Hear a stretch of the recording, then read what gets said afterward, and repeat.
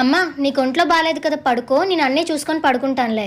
ఖాళీ అయిపోయిన గిన్నెలన్నీ బయట పెట్టి అమ్మా. హా, మిగిలిపోయిన కూరలు ఏమైనా ఉంటే ఫ్రిడ్జ్ లో ఎట్టి అమ్మా. సరే. అన్ని రూమ్లలో ఫ్యాన్లు లైట్లు ఆపి అమ్మా. సరే అమ్మా.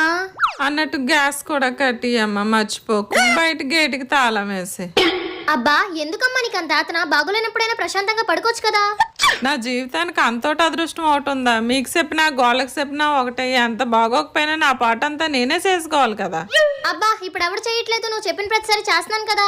ఎంతో మురిపించుకుంటా తప్ప చెయ్యవు. నీకు చెప్పి చెప్పి నా నోరు పడిపోతుంది. దాని బదులు నేను చేసుకోవడమే నయ్యం.